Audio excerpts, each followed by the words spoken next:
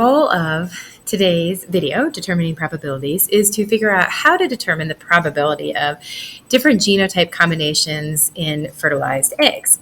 So in the last activity, you were flipping pennies and figuring out some of the various genotype combinations that you could get. So for example, if we had a cross of a male that had allele that was a big E, and then allele that was a small e, and we combined that, or we bred that male with a female, which also had a big E, small e combination, we know that we can have these types of eggs. So we could have a big E egg and a little E egg, a big E sperm and a little E sperm.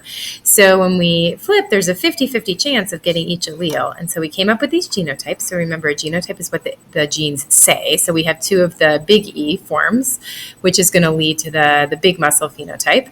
Offspring 3 here has a big E and a little E form. One of those E's came from the egg, one came from the sperm, and we get medium muscles, etc. But this is a lot of work, and it still is a little bit confusing to look at all that data. So we are going to try a different way. So we're going to have a situation where we've got two cattle, a male rodeo who's got the big E genotype, which means he has the big muscle phenotype. And we're going to cross him or breed him with Julia, who is big E, little e genotype, which is a medium muscle phenotype. So rodeo has two possible sperms, and they both just have big E's in them because that's all he has. Julia, on the other hand, has two possible eggs. So she could have an egg with a big allele, big E allele, or she could have an egg with a little E allele. So the way this works is we know it's a 50-50 chance. So sperm 1 has a 50% chance of having a big E allele. For the sperm 2 also has a 50% chance of having a big E allele. So we know it's always going to be a big E for the sperm.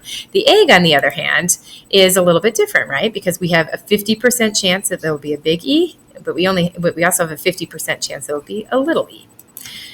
Another way to visualize this is to think about the chromosomes themselves. So we know that these bands are representing the different genes on the chromosome. So we've got the blue gene and the green gene and the orange. And the blue is what we've been using to represent the heavy muscle type. So we could represent that, this as well, using the chromosome bands. So like I've said previously, we are going to figure out what are all the different combinations we can make. So we could have a big E sperm fertilizing a big E egg. Okay, so there's a 1 out of 2 chance that it's going to be a big E sperm, and a 1 out of 2 chance it's going to be a big E egg. Another combination is a big E sperm fertilizing a little E egg. A third combination is the second big E sperm fertilizing the little E egg. And the third combination is a big E sperm fertilizing the big E egg. And what we'll see what we can see here is there's a quarter chance, or a 1 out of 4 chance for each of these combinations. So a quarter out of chance that we could have two big E's with sperm 1 and egg 1. A quarter 1 out of 4 chance, a big E little e. Another 1 out of 4 chance of big E little e, and a final 1 out of 4 chance big E. That's still kind of a lot to kind of keep track of. So we're going to introduce one more thing. We use a visual representation. So we're going to use a chart. So we've got the same male and female, so Rodeo and Julia. We know Rodeo's genotype, again, is big E, so we've got one big E in each sperm. We know Julia's genotype is big E, little e, so we have a big E in one egg and we have a little e in the other. And basically what you're going to do is just match up the alleles. So in this first square here, we've got a big E coming from the sperm fertilizing a big E egg. So we have big E. Second, same sperm, but now maybe the chance it's going to fertilize a little E egg. And then over on this side, we've got the same setup. So we've got all 4 combinations in this particular visual representation. And this representation is actually something called a Punnett square. So a Punnett square is just a simple way to visualize what's actually happening and what are the probabilities of getting different genotypes.